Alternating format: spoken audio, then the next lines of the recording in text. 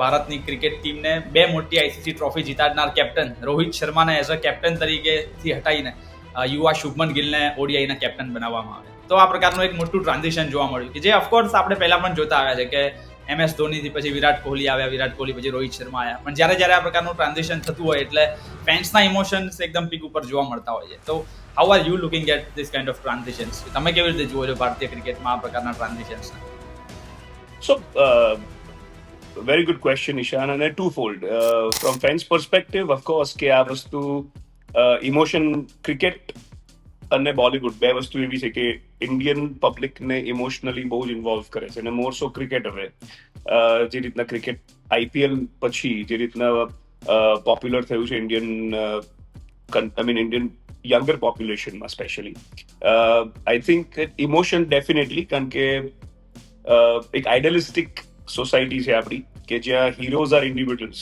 એ મહાત્મા ગાંધીથી ચાલુ કરો અને અત્યાર સુધી વચ્ચે સલમાન ખાન લઈ લો કે સુનિલ ગાવસ્કર લઈ લો, કપિલ દેવ લઈ લો, કે any individual any sphere of life. એટલે જ્યારે કોઈક હીરો, વિરાટ કોહલી અને રોહિત શર્મા આજે બહુ જ મોટા હીરોઝ છે આજના નેશન માટે, એટલે જ્યારે કોઈ હીરો જોડે કોઈ પણ પ્રકારનું ડિસિઝન લેવામાં આવે ત્યારે એની પ્રક્રિયાઓ ચોક્કસ આવે છે. સો ઇમોશનલ પોઈન્ટ ઓફ વ્યૂથી ઓફકોર્સ એ લોકો બહુ જ કનેક્ટ થયેલા છે. The way personality of Rohit Sharma is અને હાઉ વિરાટ કોહલી ઇઝ, એ લોકો ઇન્ડિયન ક્રાઉડના ઇમોશન જોડે બહુ કનેક્ટ થયેલા છે.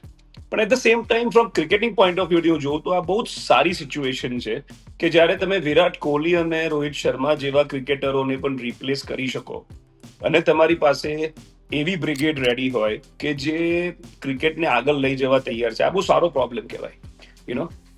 તમારા ક્લોઝેટમાં 2 શર્ટ પડ્યા હોય અને તમે એ જ પહેરવા પડે, અને તમારી પાસે 10 શર્ટ હોય ને પછી તમે પહેરો ગમે તે, પણ it's a better situation to have the choices which are equally good.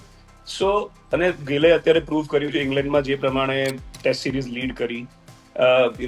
he has shown a very very level head. જે રીતના ગુજરાત ટાઇટન્સ લીડ કરે છે અને સાથે સાથે રન્સ કરે છે, કેપ્ટનશીપની જોડે જોડે રન્સ કરે છે. સો 2027ના વર્લ્ડ કપના પોઈન્ટ ઓફ વ્યૂથી જુઓ, કારણ કે એવરી ટાઈમ કોઈ પણ વ્હાઇટ બોલ ક્રિકેટની તમે ટીમ સિલેક્ટ કરતા હો તો it's always from world cup to world cup. હવે આજની તારીખમાં જો 50 ઓવરની ટીમનું સિલેક્શન થાય તો વર્લ્ડ કપ 2027 જે આજથી એક્ઝેક્ટ હજી 24 મહિના પછી છે. હવે 24 મહિના પછી તમારે રોહિત શર્માને ફરી કેપ્ટન બનાવો તો તમે એમને બનાવી શકો છો, પણ રોહિત શર્મા ના હોય તો શું તમારો બીજો કેપ્ટન રેડી છે? તો આજથી તમારે ચેક કરવું પડે કે એને ટીમ સોંપીને કે how is he handling the team, how is he handling himself as a batsman, કે જ્યારે પોતે કેપ્ટન હોય તો બેટિંગનું પ્રેશર, ટીમનું પ્રેશર, ડિસિઝન મેકિંગ કેવું કરે છે. સો મારા હિસાબે આ બહુ જ સારો પ્રોબ્લેમ છે. મારા હિસાબે આ બહુ જ સારું ડિસિઝન છે, કારણ કે ધીસ ઇઝ ફ્યુચરિસ્ટિક. આજે એ જ બતાડે છે કે જ્યારે પાકિસ્તાન ક્રિકેટર્સને તમે એક્સ ક્રિકેટર્સને સાંભળો એશિયા કપ પછી કે એ લોકો પાસે કોઈ વિકલ્પ જ નથી, અને એ લોકો એવું કહે છે કે ઇન્ડિયન ક્રિકેટ જે રીતના ચાલી રહ્યું છે એ રીતના Indian BCCI can field 3 cricket teams, અને ત્રીજી ક્રિકેટ ટીમનો બેટ્સમેન, ઓપનર કે મિડલ ઓર્ડરને એનો રોલ ક્લિયર છે, 4 નંબર આવીને કઈ રીતના બેટિંગ કરવી છે પાકિસ્તાનના મેઇન લીડ પ્લેયરને ખબર નથી. સો આ જે ડિસિઝન આવ્યું છે એ ડેસ્પરેશનથી નથી આવ્યું, એ અવેલેબિલિટી ઓફ ચોઇસીસથી આવ્યું છે. પણ લાઈક સ્ટીલ શું તમને એવું નથી લાગતું કે આપણે લાસ્ટ ક્યારે એવા જોયા છે કે ભાઈ BCCIના કે ઇન્ડિયન ક્રિકેટ ટીમના કોઈ પણ મોટા ક્રિકેટરને એક પ્રોપર ફેરવેલ મળ્યું હોય? કારણ કે છેલ્લા ઘણા બધા સમયથી આપણે જોતા આવ્યા છીએ કે આ પ્રકારના સિનિયર પ્લેયર્સ ધીમે રહીને એકદમ ગાયબ થઈ જતા હોય છે. તો શું આ કેસમાં પણ, કારણ કે ઓફકોર્સ રોહિત શર્મા 2027નો વર્લ્ડ કપ રમે એવી આપણે આશા રાખીએ, પણ જો 2027ના વર્લ્ડ કપ માટે તેઓ કમિટેડ હોત તો કદાચ એઝ અ કેપ્ટન જ મને લાગી રહ્યું છે પર્સનલી કે તો એમને કન્ટિન્યુ કર્યા હોત કદાચ. પણ ક્યાંક ને ક્યાંક એમનું નોન કમિશન જોવા મળ્યું હોય કદાચ સિલેક્ટર્સ અને એ લોકોને, એટલે જ કદાચ આ મોટો નિર્ણય લેવામાં આવ્યો હોય. તો શું તમને પણ એવું લાગે છે કે BCCI ક્યાંક ને ક્યાંક સિનિયર પ્લેયર્સને જે પ્રોપર ફેરવેલ મળવું જોઈએ એમાં ક્યાંક ને ક્યાંક થોડું કચાશ રાખી રહી હોય? એવું કહી શકાય ઈશાન, પણ એટ ધ સેમ ટાઈમ આપણા સિનિયર પ્લેયર્સને એ ખબર બી નથી કે ક્યારે ગેમને છોડી દેવી. એટલે it is not just one sided. એટલે ઇફ આઈ વોઝ, હું આજે રોહિત શર્માનો બહુ મોટો ફેન છું, કારણ કે the way the brand of cricket he has played છેલ્લા 5 વર્ષમાં સ્પેશિયલી, અને જે 2019ના વર્લ્ડ કપમાં જેટલા રન્સ કર્યા હતા રોહિત શર્માએ 4 કે 5 સેન્ચુરી કરી હતી, અને પછી 2023ના કેપ્ટનમાં ત્રેવીસના વર્લ્ડ કપમાં એઝ અ કેપ્ટન રમ્યો, અને કેપ્ટન રમીને એક પણ મેચ હાર્યા વગર સીધા વર્લ્ડ કપ ફાઇનલ સુધી ટીમ પહોંચી. ઇઝ સચ અ બિગ પ્લેયર. હવે એટ 37 આઈ વુડ એક્સપેક્ટ કે જે માણસ T20 વર્લ્ડ કપ જીત્યા, જે ચેમ્પિયન્સ ટ્રોફી જીત્યા, આના કરતા મોટો હાઈ કયો હોય ક્રિકેટને અલવિદા કહેવાનો. અને સ્પેશિયલી જ્યારે તમારી પાસે સેકન્ડ લાઇન રેડી ના હોય અને તમે યોગદાન આપવાના હેતુથી, ટીમની જરૂરિયાતના હેતુથી તમે રમો, એ વસ્તુ જુદી છે. પણ જ્યારે તમારી પાસે યશસ્વી જયસ્વાલ, અભિષેક શર્મા, સંજુ સેમસન, KL રાહુલ, XYZ એવા 5 નામ કહી શકાય કે જે અત્યારે રેડી છે, ઈશાન કિશન, એવા 10 છોકરાઓ છે કે જે આજે ઓપનિંગ સ્લોટમાં ઇન્ડિયન ટીમને રેપ્રેઝન્ટ કરવા માટે અગ્રેસિવલી વ્હાઇટ બોલ ક્રિકેટમાં રેડી છે.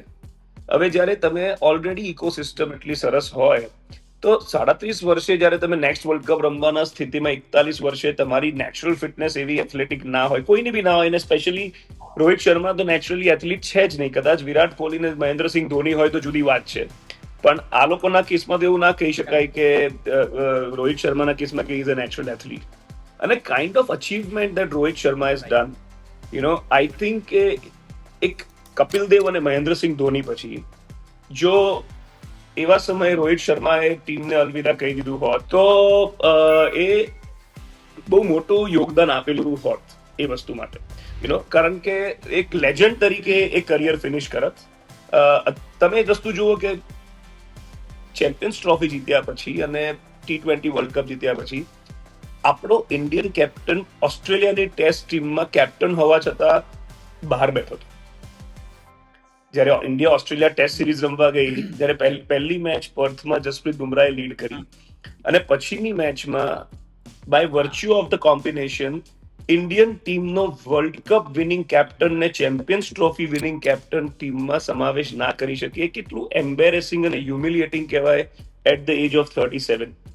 નાઉ ધેટ ઇઝ નોટ સમથિંગ એક આવા લેજન્ડ ક્રિકેટરે જેને આટલું બધું ક્રિકેટને યોગદાન આપ્યું હોય, મુંબઈ ઇન્ડિયન્સમાં IPLમાં જે પ્રમાણે વચ્ચે 5-7 વર્ષ લીડ કરી, એક આઇકોન બની ગયો ઇન્ડિયન ક્રિકેટમાં. ડોમેસ્ટિક જે ઇન્ડિયન ક્રાઉડ જે IPL ફોલો કરે છે, અને જે ઇન્ડિયન ક્રાઉડ જે ICCની ટોર્નામેન્ટ ફોલો કરે છે, એમાં જે પ્રમાણેના 5-7 વર્ષનું ક્રિકેટ 2018-19 થી ચાલુ કરીને 2023-24 સુધીનું જે ક્રિકેટ રોહિત શર્મા રમ્યો છે, કદાચ તેને વિરાટ કોહલીને બી ઓવરટેક કરી કાઢ્યો એના ઓવરઓલ ઇમ્પોર્ટન્સમાં કન્ટ્રીમાં.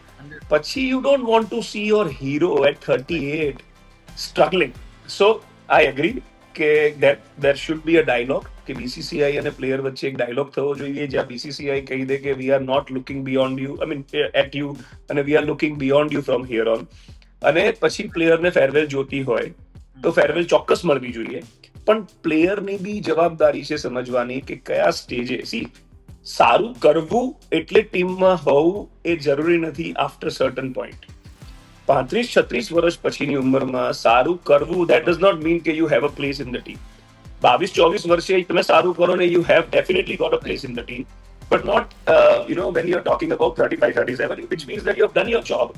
You have created an ecosystem કે તમારા પછીની જનરેશન રેડી થઈ ગઈ છે, જે મહેન્દ્રસિંહ ધોનીએ કર્યું કે ચાલુ ટેસ્ટ સિરીઝમાં કેપ્ટનશિપ ટેસ્ટની છોડી દીધી ને કોહલીને આપી દીધી, અને પછી કોઈના કીધા પહેલા વન ડે ક્રિકેટમાંથી બી અલવિદા કર્યું, અને પછી 7-7 વર્ષ સુધી IPL રમે છે, અને IPLમાં બી એવી વિકેટ કીપિંગ કરે છે કે એટલીસ્ટ 2022 સુધી તો એવું કહી શકાત કે બીજો કોઈ વિકેટની પાછળ ઉભો હોય એના કરતા ધોની ઉભો હોય તો still he would do better, even if it means કે ધોની ખાલી 8 બોલ રમતો આવે IPL ની જેમ, અને 8 બોલમાં 15-20 રન કરે અને પાછળથી વિકેટ કીપિંગ કરીને આખી મેચ હેન્ડલ કરતો હોય, કેપ્ટન ના બી હોય, તો Dhoni could have also played. But these players can go and play IPL for long. They don't have to play Indian cricket. This is something where the team needs to build. અને હું હજી વિરાટ કોહલીના કેસમાં કહીશ ઈશાન કે middle ઓર્ડરમાં 4 batsman હોય, 3, 4, 5, 6 નંબરે, અને વિરાટ કોહલી કરતા સારી સાયન્ટિફિક બેટિંગ કોઈ આખા વર્લ્ડમાં 50 ઓવરની મેચમાં 10 ઓવરથી 40 ઓવર સુધીની જે બેટિંગનો પેચ હોય છે, જે 1-2 અને પછી ગમે ત્યારે ઓટ બાઉન્ડ્રીઝ, અને પછી 40 પછી એસ્કેલેટ કરવાનું, એ જે ટ્રેડિશનલ કન્વેન્શનલ ક્રિકેટ છે, એ વિરાટ કોહલી જેટલું કોઈ સારું રમતું નથી.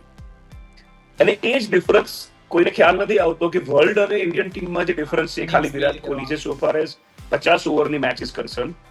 એ જ વસ્તુ તમને જોવા મળી ચેમ્પિયન્સ ટ્રોફીમાં અને એ જ જોવા મળી 50 ઓવરના ઇન્ડિયાના વર્લ્ડ કપમાં, કે વિરાટ કોહલી જે વચ્ચેની ઓવરમાં જે 10 થી 40 ઓવરમાં જે 5 થી 6 નો રન રેટ મેન્ટેન કરી શકે છે ગમે તેવા ક્વોલિટી બોલિંગ અટેક સામે, અને જે દોડી શકે છે ચપળતાથી ને ઓડ બાઉન્ડ્રીઝ મારી દે છે, અને જ્યારે ચેસ કરતા હોઈએ ત્યારે સેટ થઈને 40 ઓવર પછી મેચ પૂરી કરી આપે છે. સો વિરાટ કોહલી અગર તમે મને પૂછો તો આઈ વુડ સે કે Virat Kohli still has a chance કે કદાચ આપણે એની જરૂર પડે 2027 ના વર્લ્ડ કપમાં. So that's it for this particular video. જો તમે વિડીયો હજુ સુધી જોઈ રહ્યા હોય અને વિડીયોમાં મજા આવી હોય તો પ્લીઝ આ વિડીયોને લાઈક કરીને તમારા મિત્રો સુધી શેર કરવાનું બિલકુલ ના ભૂલતા. બાકી ક્રિકેટને લગતા આવા જ ઇન્ટરેસ્ટિંગ વિડીયોઝ રેગ્યુલરલી આપણી ગુજરાતી ભાષામાં જોવા માટે આ ચેનલને ભૂલ્યા વગર સબસ્ક્રાઇબ કરી લેજો. મળીએ જ આપણે ફરી એક વખત આવા જ ઇન્ટરેસ્ટિંગ વિડીયો સાથે. ત્યાં સુધી આવજો.